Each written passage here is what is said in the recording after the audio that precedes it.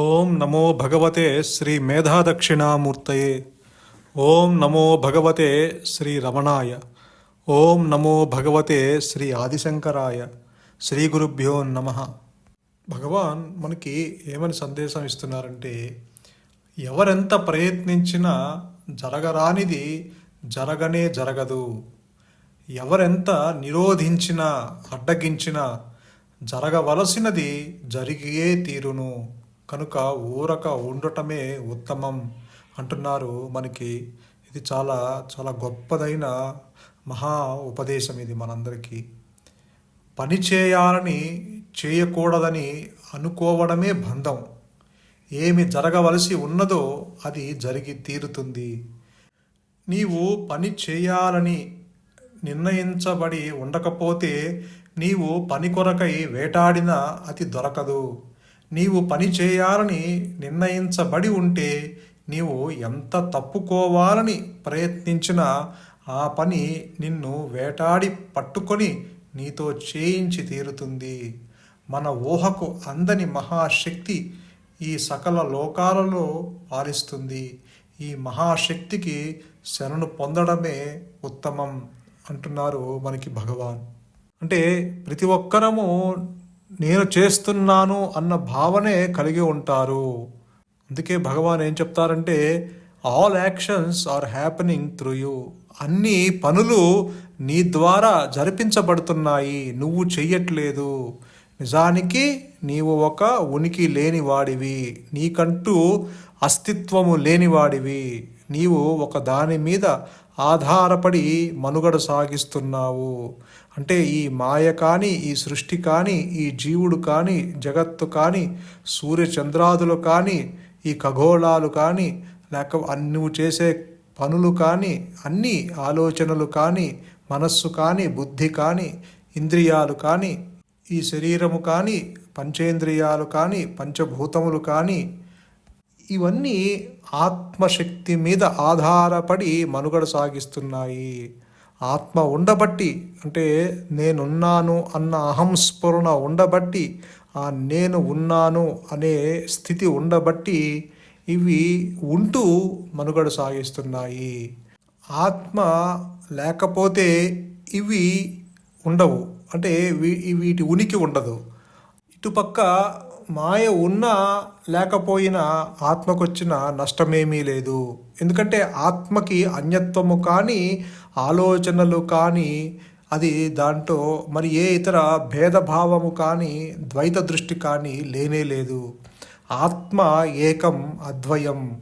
కాబట్టి భగవాన్ ఏం చెప్తున్నారంటే, నీవు పని చెయ్యట్లేదు, నీ ద్వారా జరిపించబడుతున్నాయి. పని దైవమా అంటే కాదు, పని అనేది జడ పదార్థము. అందుకే మనకి ఉపదేశ సారంలో భగవాన్ ఏం చెప్తున్నారు, కర్తురాజ్ఞయ ప్రాప్యతే ఫలం, కర్మ కిం పరం కర్మ తజ్జడం. కర్మ దైవమా అంటే కాదు, కర్మ జడము అన్నారు. అంటే నువ్వు చేసే పని అది ఒక జడమైన పని. దానికి ఒక ఉనికి ఉంది అనుకుంటున్నావు, దానికి ఒక ఫలితాలు ఉన్నాయి అనుకుంటున్నావు. నిజానికి అటువంటిదేమీ లేదు. ఆ ఈశ్వరుడు నీ చేత పని చేయిస్తున్నాడు. అంటే నువ్వు తెచ్చుకున్న ఆ పిడికడు ప్రారంధము ఏదైతే ఉందో అది ఈ శరీరము ద్వారా, ఈ మనస్సు ద్వారా, ఈ ఇంద్రియాల ద్వారా, ఈ బుద్ధి ద్వారా, ఈ ఉపాధుల ద్వారా అది ఎగ్జిక్యూట్ అవుతూ ఉన్నది. కాబట్టి ఇది ఆ భగవంతుడు, ఆ ఈశ్వరుడు మనకి ఆ ఫలితాలను అందిస్తున్నాడు. నీ చేతిలో ఏమీ లేదు. కానీ ఈ జీవుడు ఏమనుకుంటాడంటే, నేను చేస్తున్నాను అన్న భావన కలిగి ఉంటాడు. అంటే ఆ కర్తృత్వము కలిగి ఉంటాడు, ఆ డోయర్షిప్ కలిగి ఉంటాడు. కాబట్టి వాటి యొక్క ఫలితాలు మళ్ళీ ఈ జీవుడే అనుభవిస్తున్నాడు.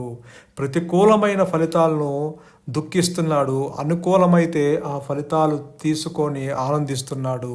ఈ సుఖదుఖాలు అనేవి వాడు కర్తృత్వము వల్ల ఏర్పడుతున్నాయి. అంటే నేను చేయకపోతే ఈ పని ఎవరు చేస్తారు, నేను పోషించకపోతే ఈ సంసారాన్ని ఎవరు పోషిస్తారు, నేను ఉద్యోగం చేయకపోతే డబ్బులు ఎవరిస్తారు అనేది ఆ భావన, అంటే కర్తృత్వము నెత్తి మీద వేసుకుంటూ ఉంటాడు. నిజానికి ఇప్పుడు మాత్రము నీవు కర్తవి కాదు.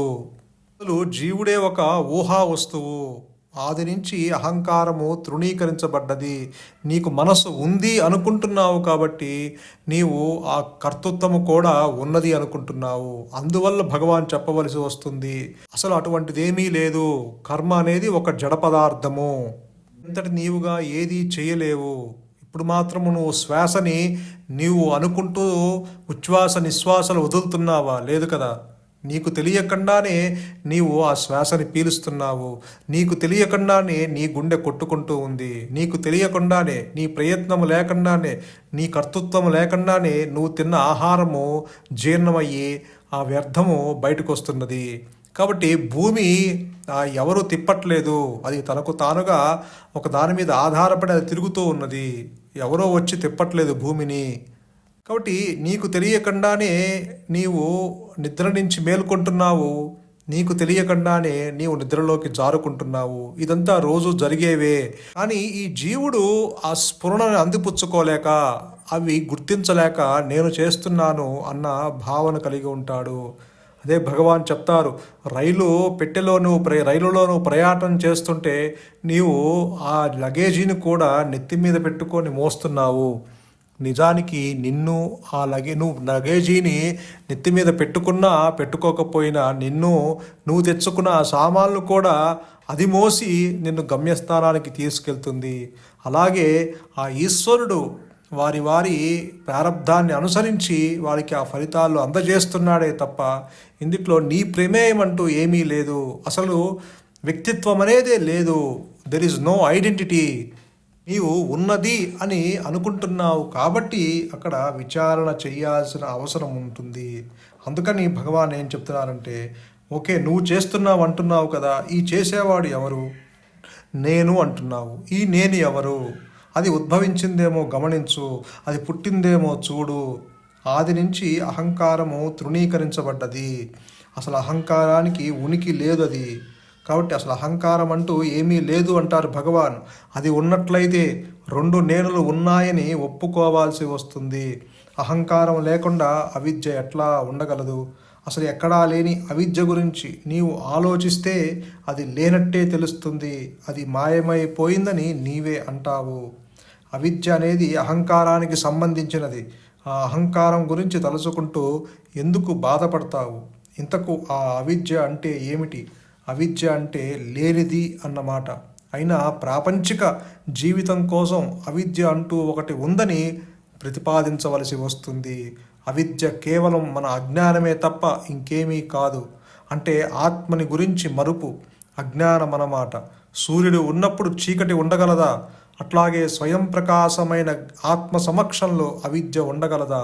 నువ్వు ఆత్మవేనని తెలుసుకుంటే ఇక అంధకారం కానీ, అవిద్య కానీ, శోకం కానీ, దుఃఖం కానీ ఉండవు. దుఃఖాన్ని, బాధని అనుభవించేది ఈ మనస్సే. కర్తృత్వాన్ని, భోక్తృత్వాన్ని అనుభవించేది ఈ మనస్సే. అంధకారం రాను రాదు, పోను పోదు. సూర్యుడిని చూడు, అంధకారం లేనే లేదు. అట్లాగే ఆత్మని గమనించు, అప్పుడు అవిద్య అంటూ ఏమీ లేదని నీకే తెలుస్తుంది. కాబట్టి అవాస్తవం ఎలా వచ్చింది అనేది నీవు వాటి సందేహాలని విడనాడి అది ఉద్భవించిందేమో గమనించు. ఇంకొక కోణం నుంచి చూస్తే అసత్యం అంటూ ఏమీ లేదు. ఉండేదల్లా ఆత్మ ఒక్కటే. ఈ ప్రపంచాన్ని, మిగిలిన వాటిని నీవు గ్రహించటానికి మూల కారణం అహంకారం. దాని మూలమేదో కనుక్కోవటానికి ప్రయత్నిస్తే అది లేదని, నువ్వు చూసే ఈ సృష్టి కూడా లేదని అనుగ్రహం చేత నీకు తెలుస్తుంది. పైగా నువ్వు చేసే ఎటువంటి కర్మలైనా సరే అవి నీకు మోక్షాన్ని అందించలేవు. ఎందుకంటే కర్మ అనేది ఒక జడము అంటున్నారు భగవాన్. ఎందుకంటే ఈ కర్మ నీవు ఇప్పుడు చేస్తావు, అది మరుక్షణము మళ్ళీ నశిస్తుంది. నువ్వు చేసే పని అనేది శాశ్వతమైన పని కాదు, అది తాత్కాలికంగా నువ్వు ఆ పని చేస్తున్నావు. ఎవరు ఒక పని శాశ్వతంగా ఉండేటట్టు ఎవరు చేయలేరు. కర్మ ఏది చేసినా అనంతం అనేది లేదు, దానికి ఒక అంతం ఉన్నది, దానికి ఒక ఎండ్ ఉన్నది కర్మకి. కాబట్టి అంతము కలిగిన కర్మ ద్వారా నీవు అనంతమైన ఫలితాలు పొందలేవు. అంటే దానితో నువ్వు మోక్షాన్ని ఎప్పుడూ పొందలేవు. నీవు కర్మ ద్వారా నీవు ఆత్మని తెలుసుకోలేవు. నీకు ఆలోచన ఎట్టయితే ఇప్పుడు పుట్టి మరుక్షణం నశిస్తుందో నువ్వు చేసే పని కూడా అట్లాంటిదే. దానికి కూడా చావు పుట్టుకలు ఉన్నాయి, పనికి కూడా చావు పుట్టుకలు ఉన్నాయి. పైగా అది జడ పదార్థము. జడ పదార్థము అంటే అది ఒకదాని మీద ఆధారపడి ఉన్నది అన్నమాట. ఈ సృష్టిలో ఏదైనా ఒకదాని మీద ఆధారపడి ఉన్నది అంటే అది కాలగర్భంలో కలిసిపోయేదే. అదేమైనా అది ఏమీ శాశ్వతమైన వస్తువు కాదు. కాబట్టి ఇక్కడ కర్మ కూడా శాశ్వతమైన వస్తువు కాదు, అంటే శాశ్వతమైన పని కాదు. కాబట్టి నీవు ఏ పని చేసినా అది నువ్వు సత్కార్యము చెయ్యి, లేకపోతే పాపకార్యము చెయ్యి, పుణ్యకార్యము చెయ్యి, ఎటువంటి దైవ కార్యములైనా చెయ్యి, నువ్వు దానితో ఆత్మని తెలుసుకోలేవు. వాటితో నీవు మోక్షాన్ని పొందలేవు. ఎందుకంటే కర్మ దైవము కాదు, కర్మ అనేది జడము అని భగవాన్ చెప్తున్నారు. నువ్వు చేసే ఏ పనైనా సరే అది జడమే కానీ మరొకటి కాదు. అటువంటి జడమైనటువంటి కర్మ దైవము ఎలా అవుతుంది? కాబట్టి జడమైనటువంటి కర్మ అది ఏ ఫలితాన్ని ఇవ్వలేదు. అనుకోవచ్చు, ఈ జీవుడు అనుకుంటాడు, నేను చేసే పని వల్ల నాకు ఈ ఫలితాలు వస్తాయి అని అనుకుంటాడు. నిజానికి ఆ ఫలితాలతో కానీ నువ్వు చేసే కర్మతో కానీ ఎటువంటి సంబంధము లేదు. జడమైనటువంటి కర్మ నీకు ఫలితాలని ఎలా ఇస్తుంది? ఫలితాలే ఇవ్వలేటువంటి కర్మ అనంతమైనటువంటి మోక్షాన్ని ఎలా ఇస్తుంది? అంటే అనంతమైనటువంటి ఆ ఆత్మని ఎలా తెలుసుకోగలుగుతుంది? అసలు ఈ జీవుడు కర్మ ఎందుకు చేస్తున్నాడు అంటే దాని వెనుక కోరిక అనేటువంటిది ఉన్నది. కోరిక లేకపోతే ఎవడు ఏ పని చెయ్యడు. కోరిక ఇక్కడ ఎవరికి ఉన్నది? నీకు ఉన్నదా? కర్మకి ఉన్నదా? నీకే ఉన్నది. కాబట్టి ఈ జీవుడు కోరిక కలిగి వాడు చేస్తేనే కర్మ వస్తుంది. కర్మ అనేది తర్వాత వస్తుంది, ముందు వాడికి కోరిక కలుగుతుంది. ఆ కోరికను తీర్చుకుంటానికి వాడు ఆ పని చేస్తాడు. కాబట్టి పనికి ముందు చేసేవాడు ఒకడున్నాడు. యాక్షన్ ఉంది అంటే ఒక యాక్షనర్ ఉన్నాడు. ఒక కుండ పుట్టింది, కుండ పుట్టడం అనేది ఒక పని. ఆ కుండ పుట్టింది అంటే ఆ కుండను తయారు చేసే కుమ్మరివాడు ఉన్నాడు. కుమ్మరివాడు లేకుండా ఆ పని పుట్టదు. కుండ తయారు చేయడం అనే పని పుట్టదు. అలాగే నటించడము అనే ఒక పని చేస్తున్నాడు అంటే అక్కడ నటించేవాడు ఉన్నాడు. నటించేవాడే లేకపోతే ఇక్కడ నటన ఉండదు. కుమ్మరివాడే లేకపోతే ఇక అక్కడ పని పుట్టదు, కుండ పుట్టదు. అలాగే పని చేసేవాడు లేకపోతే, యాక్షనర్ లేకపోతే యాక్షన్ ఉండదు. మరి వాడు చేసేవాడు నిజంగా ఉన్నాడా అంటే వాడు ఒక ఊహా వస్తువు. వాడు ఒక మిథ్యా నేను, నిజంగా లేనిది ఉన్నట్లుగా మనకి భ్రమని కలగజేస్తుంది. అది ఒక ఊహా వస్తువు, అది ఒక ఫ్యాంటమ్, అదొక పిశాచం అన్నారు భగవాన్. అదొక మిథ్యా నేను, అదేమి నిజమైన నేను కాదు. అసలు నీకు ఆ పని పుట్టాలంటే ఒక కోరిక ఉండాలి. అసలు ఆ కోరిక ఎందుకు కలిగింది మరి ఈ జీవుడికి అంటే వాడికి ఆ సుఖము లేక. ఈ జీవుడు నేను ఉన్నాను అని అనుకుంటున్నాడు. ఉన్నాను కానీ ఆనందంగా ఉన్నాను అని చెప్పలేకపోతున్నాడు. అందువల్ల వాడికి ఆ కోరిక పుట్టింది. అందువల్ల నేను ఏదో చేస్తే, ఏదో పొందితే ఈ రెండిటి వల్ల నేను సుఖపడతానేమో అని అనుకుంటాడు. అలా అనుకొని ఆ పని చేస్తాడు. కానీ వాటి యొక్క ఫలితాలు వాడి చేతుల్లో ఉండవు. ఎందుకంటే అది ఆ ఈశ్వరుడు వారి ప్రారబ్ధాన్ని అనుసరించి ఆ కర్మ యొక్క ఫలితాలను అందజేస్తాడు. ఎందుకంటే ఒక పని ఇద్దరు చేయొచ్చు. ఒకడికి అది సక్సెస్ అవ్వచ్చు, ఒకడికి ఫెయిల్యూర్ అవ్వచ్చు. ఒకడికి ఆశించిన ఫలితం రావచ్చు, ఒకడికి ఆశించిన ఫలితం రాకపోవచ్చు.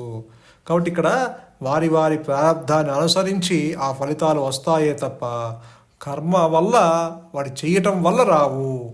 ఎందుకంటే కర్మ అనేది ఒక జడ పదార్థము. ఒక జడమైన కర్మ ఫలితాలను ఎలా ఇవ్వగలవు? కాబట్టి భగవాన్ మనకేం చెప్తున్నారంటే దైవ శాసనమును బట్టి కర్మ ఫలం లభిస్తుంది.